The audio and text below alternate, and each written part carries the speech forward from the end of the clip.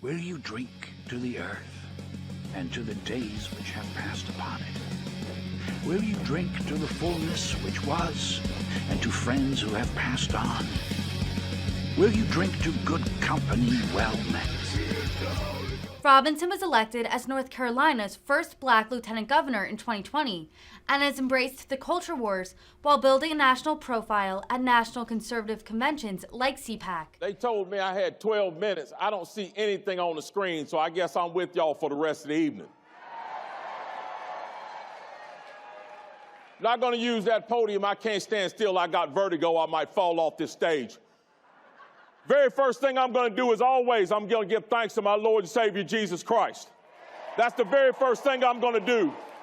I sat on the 27th floor of this hotel last night and looked out over the skyline of Dallas, Texas.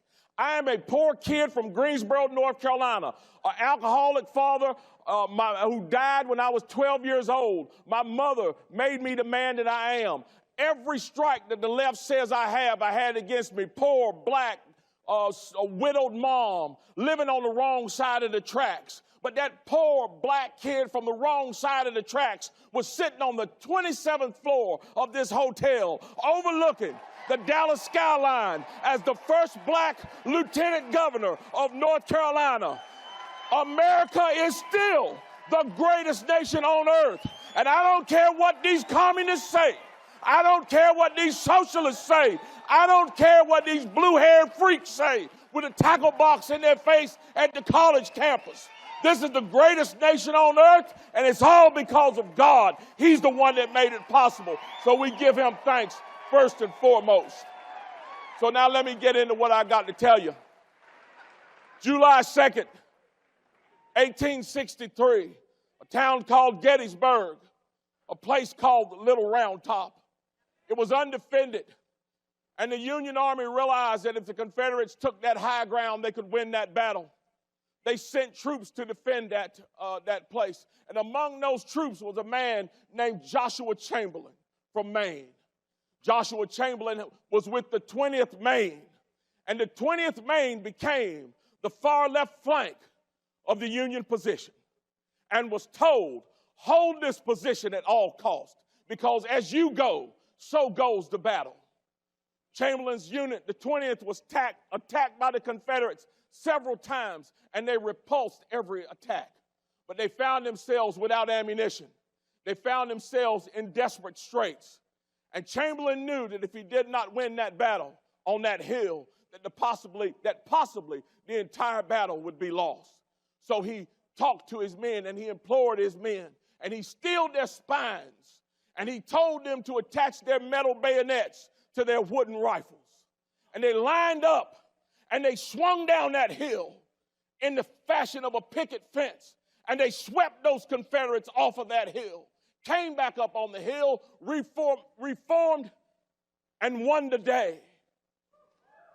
Chamberlain went on to become known as the Lion of Little Round Top and received the Medal of Honor for his actions on that day. Why do I bring that up? I bring that up because the world now is Gettysburg, and America is Little Round Top. And you are the soldiers that stand on that hill in its defense. I want you to notice what I said. I did not say Congress was the soldiers standing on the hill. The Senate is not the soldiers standing on the hill. The city council is not the soldiers standing on the hill. You are the soldiers standing on the hill in defense of this nation. You are. It is up to you to hold this line. Because we're standing on this hill now, and what do we see? We look down that hill, and who do we see charging up? We see a whole horde being led by Jim Crow Joe, Nasty Nancy, and Chump Schumer. They're coming up the hill followed by a whole raft of socialist nitwits who believe that a baby in the womb is a clump of cells and do not honor life in the womb. They believe that you should not have a firearm to protect yourself, but that you should pay for them to have firearms to protect them. They don't believe that your children should be educated. They believe that they should be indoctrinated. They're dragging up that hill all types of things. CRT, transgenderism, this idea of birthing people. Who in the world came up with that garbage?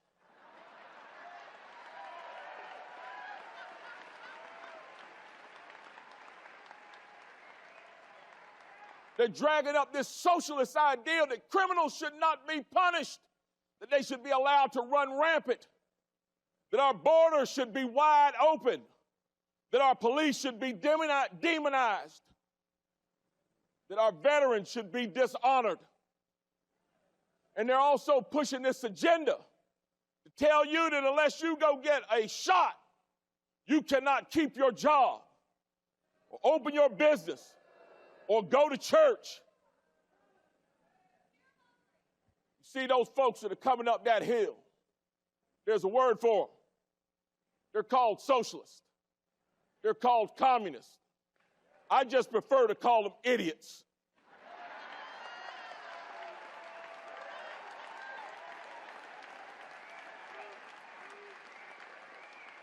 So now what are we going to do?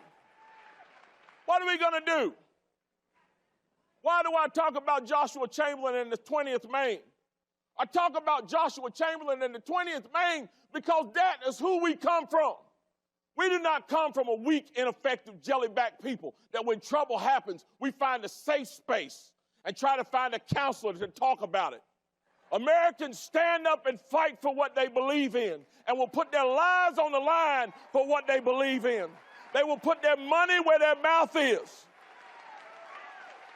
And when the times get tough, you had best believe that Americans get going, just like they did on Little Round Top. They don't lay down, they don't back up, they don't quit. They stand up with everything in them and they push forward. You see, we got a lot of things we got to fix in this nation.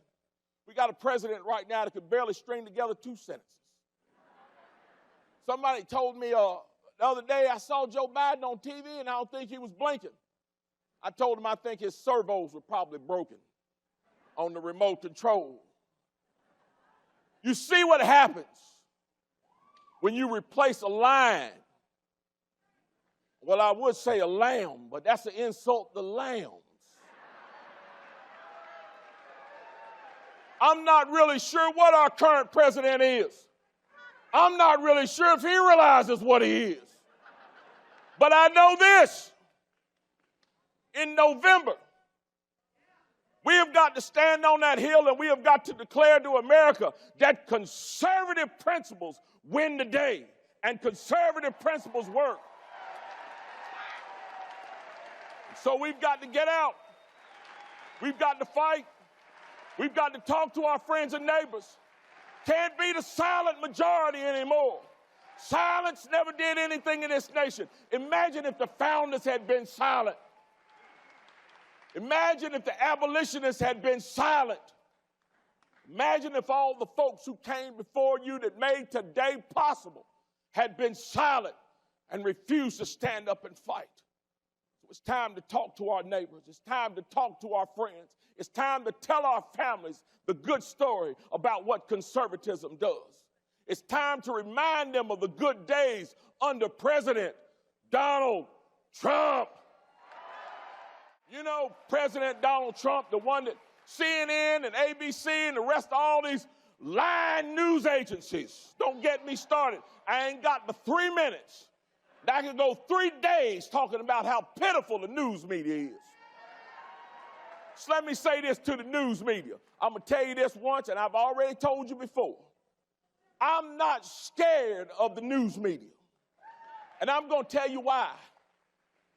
Last time I shook in my shoes was the last time my mama or daddy took their belt off for me. And that was a long time ago. There's only one that can take their belt off on me, and he sits high and he looks low. And he is the ruler of this world, and it is not ABC, CBS, or NBC.